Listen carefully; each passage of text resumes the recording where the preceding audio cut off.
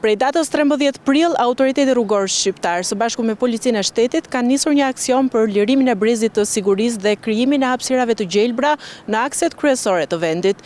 Gjatë kësaj faze të parë të aksionit, subjektet po njoftohen për zënien e hapësirës dhe po ju lihet kohë që të reagojnë vetë.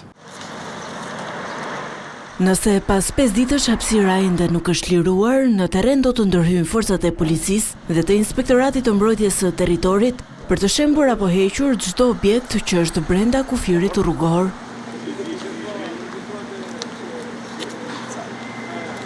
Deri tani janë njoftuar 1046 subjekte në akset kryesore.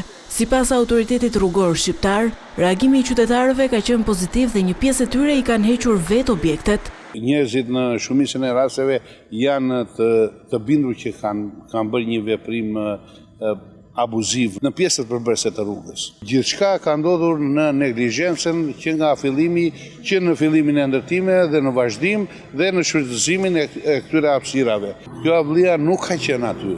Është ndërtuar, është lejuar që të ndërtohet. Rikthimi i brezit të sigurisë në rrugë do të thotë edhe më shumë siguri për qarkullimin. Vetë emri është brez sigurie, i cili siguron kalimin e mjeteve në rrugë, sepse rruga në kontekstin e saj është ajo pjesë e përshtatur për kalimin e njerëzve, mjeteve dhe kafshëve.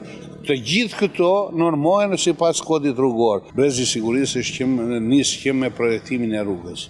Ai është rruga dhe pjesët përbërëse të saj. Dhe një nga pjesët është dhe pjesët e rrugës është dhe brezi i sigurisë. Numri më i lartë i subjekteve të njoftuara gjatë këtij aksioni është në drejtorinë rajonale të Tiranës, me 616 raste të tilla, pasuar nga drejtoria rajonale e Korçës me 213 raste, ajo e Gjirokastrës me 123 raste dhe drejtoria rajonale e Shkodrës me 94 raste.